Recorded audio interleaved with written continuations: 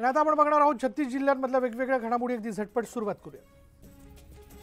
सांगली शहरात अल्पवयीन मुलींवरील अत्याचार करण्यात आल्याची धक्कादायक घटना समोर आली आणि रेकॉर्डवरील गुन्हेगार संजय माने यांना अल्पवयीन मुलीवर अत्याचार केला, आरोपीला फाशीची शिक्षा द्यावी अशी मागणी करत नागरिकांनी पोलीस स्टेशनसमोर जोरदार घोषणाबाजी केली। दरम्यान पोलिसांनी आरोपीला 2 तासात जेरबंद केले। जालन्यातल्या औद्योगिक वसाहतीत भीषण स्फोट झाला। गजकेशरी या स्टील कंपनीत बॉयलरचा स्फोट झाल्याने ही दुर्घटना घडली। यात 10 ते 12 जणांचा मृत्यू झाल्याची प्राथमिक माहिती समोर येते। तर स्फोटात 20 ते 25 जण गंभीररित्या भाजल्यानं जखमी झालेले जखमींना तातडीनं जवळच्या रुग्णालयात दाखल करण्यात आले। पुण्यातल्या पौडजवळ ग्लोबल हेक्ट्रा कंपनीचं हेलिकॉप्टर कोसळलं। हैदराबादकडे जात असताना ही दुर्घटना घडली। यात पायलटसह 3 प्रवासी जखमी झाले। हेलिकॉप्टर कोसळण्यामागचं कारण अद्याप अस्पष्ट आहे। नायगावातील एका इंग्रजी माध्यमाच्या शाळेतील उपाहारगृहात काम करणाऱ्या 16 वर्षीय अल्पवयीन मुलानं 7 वर्षाच्या चिमुकलीवर 4 ते 5 वेळा लैंगिक अत्याचार केल्याचा प्रकार समोर आला। याबाबत नायगाव पोलीस ठाण्यात विनयभंग पॉक्सो अंतर्गत गुन्हा दाखल करत अल्पवयीन मुलाला अटक करण्यात आली। बदलापूर अत्याचाराच्या घटनेचा संदर्भ देत लैंगिक अत्याचाराच्या घटनांवरून उपमुख्यमंत्री अजित पवारांनी संतप्त प्रतिक्रिया व्यक्त केली।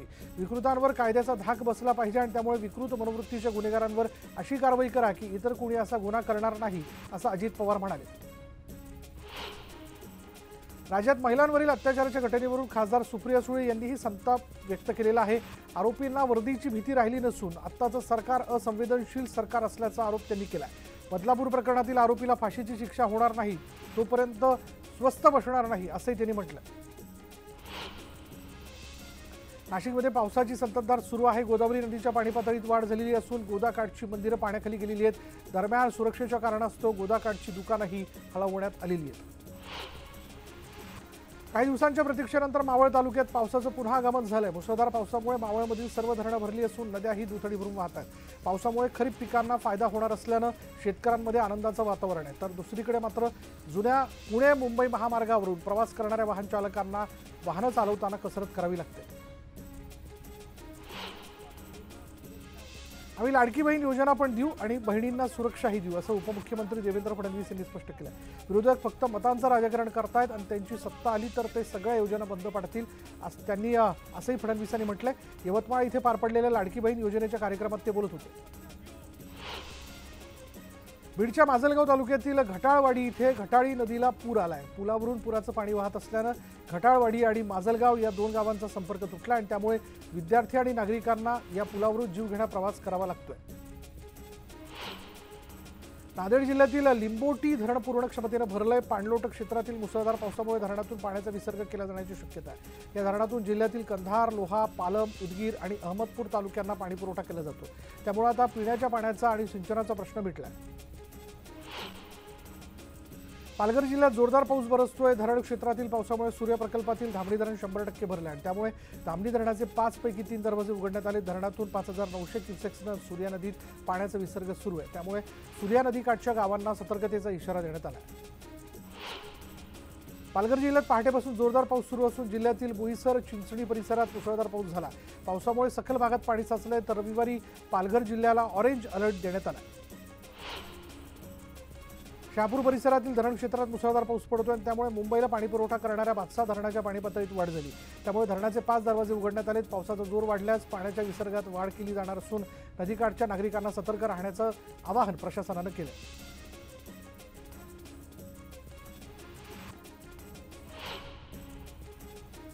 अहमदनगर जिल्ह्यात मागील 2 दिवसांपासून मुसळधार पावसानं हजेरी लावली आणि पावसामुळे सीना नदी दुथडी भरून वाहू लागली आहे। नदी दुथडी भरून वाहू लागल्यानं नागरिकांनी नदीकाठी गर्दी केल्याचं पाहायला मिळालं। नंदुरबार जिल्ह्यात सकाळपासून जोरदार पाऊस सुरू आहे। शहरात पहाटेपासून सुरू असलेल्या पावसामुळे धडगाव आणि अक्कलकुवा तालुक्यातील नद्यांना पूर आला आणि त्यामुळे धडगाव तालुक्यातील वीज पुरवठा खंडित करण्यात आला।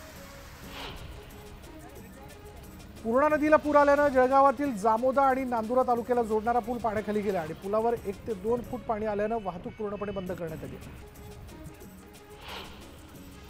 छत्रपती संभाजीनगरच्या पैठण तालुक्यात मुसळधार पावसामुळे ओव्हरफ्लो झालेला पाझर तलाव फुटलाय। पाझर तलाव फुटल्यानं लाखो लिटर पाणी वाया गेलंय। हे पाणी शेतात शिरल्यानं पिकांचं मोठ्या प्रमाणात नुकसान झालं। बीडच्या वडवणी तालुक्यात मुसळधार पावसामुळे सिंदफणा नदीला पूर आला। या पुलावरून पाणी वाहत असल्यानं 12 गावांचा संपर्क तुटलाय। मुसळधार पावसामुळे नागरिकांचं जनजीवन ही विस्कळीत झालंय। कासारसाई धरणाच्या पाणलोट क्षेत्रात मुसळधार पावसानं हजेरी लावली, त्यामुळे धरणाच्या सांडव्यावरून कासारसाई नदीपात्रात 750 क्युसेक्सने विसर्ग सुरू करण्यात आला। त्यामुळे मुळशी तालुक्यातील 6 गावांना सतर्कतेचा इशारा देण्यात आला। भंडारा जिल्ह्याला पावसाचा ऑरेंज अलर्ट जारी करण्यात आला, त्यामुळे जिल्ह्यातील काही भागात मुसळधार पावसानं हजेरी लावली। पावसामुळे गोसेखुर्द धरणातील पाणी साठ्यात वाढ झाल्यानं धरणाचे 33 पैकी 25 दरवाजे अर्ध्या मीटरनं उघडण्यात आले। 81,293 क्युसेक्स वेगानं पाण्याचा विसर्ग सुरू असल्यानं नदीकाठच्या गावांना सतर्कतेचा इशारा देण्यात आला। रत्नागिरी जिल्ह्यातील खेड तालुक्यात मुसळधार पावसानं हजेरी लावली। सकाळपासूनच पावसाची संततधार सुरू आहे। अनेक दिवसांपासून दडी मारलेल्या पावसामुळे रत्नागिरीकरांना दिलासा मिळाला। मागील 2 दिवसांपासून पुण्यात चांगला पाऊस बरसल्यानं सह्याद्रीच्या कुशीतल्या जुन्नर परिसरात निसर्गाचं सौंदर्य खुललंय। दुर्गवाडीतील रिव्हर्स वॉटरफॉल पाहण्यासाठी पर्यटकांनी गर्दी केली। उलट्या धबधब्याच्या सौंदर्यानं पर्यटकांना भुरळ पडली। पवना धरण परिसरात पुन्हा पावसाची संततधार सुरू झाली आणि सध्या धरण 99% भरलं असून नदीकाठच्या ग्रामस्थांना सतर्कतेचा इशारा देण्यात आला आहे। धरणातील पाणी साठा नियंत्रित करण्यासाठी जलविद्युत केंद्रामधून 1400 क्युसेक्स वेगानं पाण्याचा विसर्ग करण्यात आला। 2 दिवसांपासून अकोला जिल्ह्यात पावसाने पुन्हा पुनरागमन केलं आणि या जोरदार पावसामुळे नदी नाले ओसंडून वाहत आहेत। सध्या अकोला जिल्ह्यातील दगडपर्वा, काटेपूर्णा आणि वान या 3 प्रकल्पातून पाण्याचा विसर्ग सुरू आहे। एका आठवड्याच्या विश्रांतीनंतर शहापुरात पुन्हा एकदा जोरदार पावसानं हजेरी लावली। विजांच्या कडकडाटासह जोरदार पावसाच्या आगमनानं शहापूरकर सुखावले। पावसामुळे नदी नाले पुन्हा तुडुंब भरून वाहू लागले, तर रस्तेही जलमय झाले।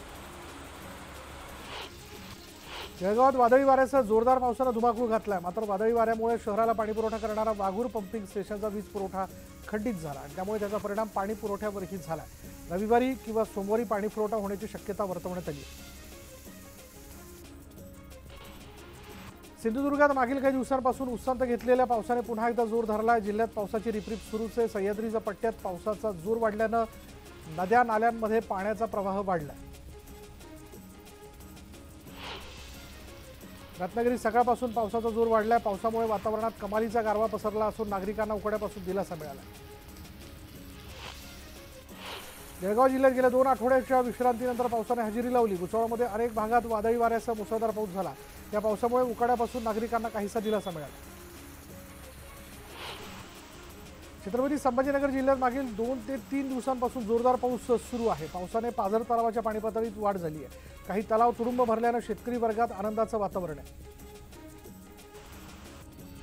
कोल्हापुरात कागलमध्ये MIDC परिसरात मुलीचा पाठलाग करून तिची छेड काढण्यात आली आणि त्या मुलीनं याची जवळपास असणाऱ्या नागरिकांना माहिती दिली आणि त्यानंतर जमावानं त्या मुलाला चांगला चोप दिला।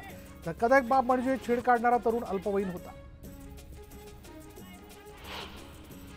अकोल्यात बाप लेकीच्या नात्याला काळीमा फासणारी घटना घडली आहे। खदान पोलीस ठाण्यातील हद्दीत राहणाऱ्या एका व्यक्तीनं स्वतःच्या मुलीवर अत्याचार केला आणि या प्रकरणी तरुणीनं वडिलांविरोधात विनयभंगाचा गुन्हा दाखल केला। गोंदिया जिल्ह्यात भरवस्तीत सकाळच्या सुमारास अस्वल आढळून आलं। या अस्वलाला पाहण्यासाठी नागरिकांनी गर्दी केली होती। अखेर 5 तासांच्या मेहनतीनंतर नवेगाव नागझिरा रेस्क्यू टीमला अस्वलाचं रेस्क्यू करण्यात यश आलं।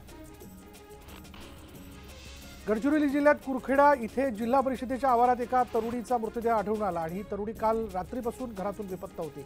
मात्र मृत्यू नेमका कशामुळे झाला हे अद्यापही अस्पष्ट आहे आणि पोलिसांनी अधिकचा तपास सुरू केला।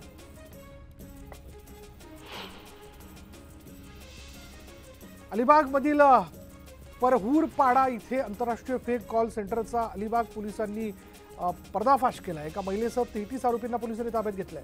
55 मोबाईलसह 85 लाखांचा मुद्देमालही जप्त करण्यात आला।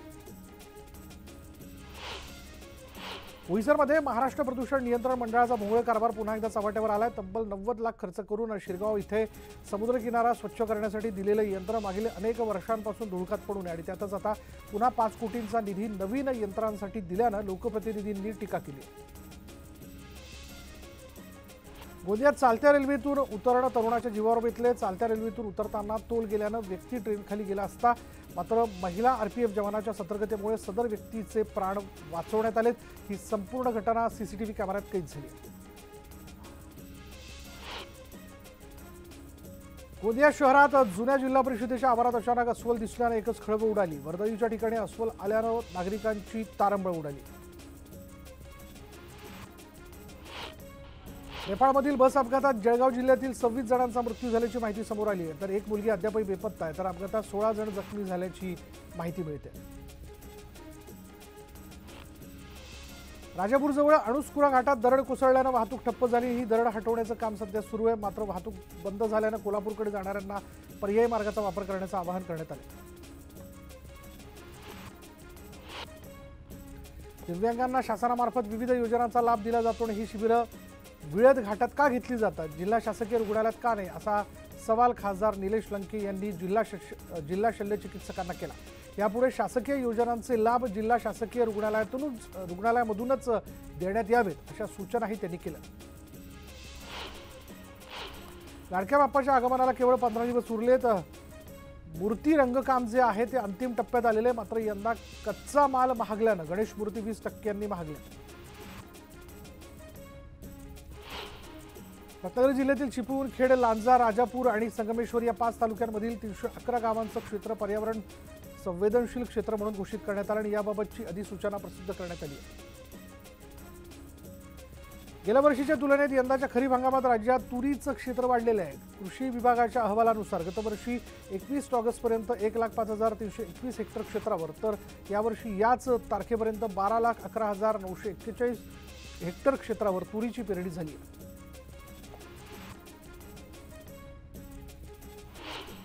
मुंबईमध्ये शिवसेना भवनाबाहेर ठाकरे गटाने भर पावसात निषेध आंदोलन केलं। उद्धव ठाकरेंच्या उपस्थितीत सर्व नेते आंदोलनात सहभागी झाले। यावेळी सरकार विरोधात आंदोलकांनी जोरदार घोषणाबाजी केली। बदलापूर घटनेच्या निषेधार्थ पुण्याच्या स्टेशन परिसरात महाविकास आघाडीने निषेध आंदोलन केलं। शरद पवार सुळेंच्या उपस्थितीत मुसळधार पावसात काळ्या फिती बांधून महाविकास आघाडीकडून मूक आंदोलन करण्यात आलं। चंद्रपूर जिल्ह्यातील नागभीड इथे मनोरुग्ण युवतीवर बलात्कार प्रकरणी शहरातून निषेध मोर्चा काढण्यात आला। काँग्रेस कार्यकर्त्यांनी स्थानिक पोलिसांना निवेदन देत आरोपीवर कठोर कारवाई करण्याची मागणी केली। नवी मुंबईतील एपीएमसी बाजारातील हिरवा वाटाण्याचे दर सामान्यांच्या आवाक्याबाहेर गेलेले। मागील 15 दिवसांपूर्वी 70 रुपयाला विकला जाणारा वाटाणा थेट 170 रुपयांवरती गेला, त्यामुळे ग्राहकांनी हिरव्या वाटाण्याकडे पाठ फिरवली। केंद्र शासनाने भारतीय राष्ट्रीय सहकारी पणन महासंघ आणि राष्ट्रीय सहकारी ग्राहक महासंघाच्या माध्यमातून मे आणि जून महिन्यात 5 लाख टन कांदा खरेदी करून ठेवला आहे। सध्या कांद्याची टंचाई निर्माण झाली आणि भाव वाढू लागलेले। ही भाववाढ नियंत्रणात ठेवण्यासाठी केंद्र शासनाने साठवलेला कांदा विक्रीसाठी बाहेर काढावा अशी मागणी करण्यात येते। आणि यानंतर इथं वेळ झाली का ब्रेकची। ब्रेक घेऊयात, पहा फक्त न्यूज 18 लोकमत।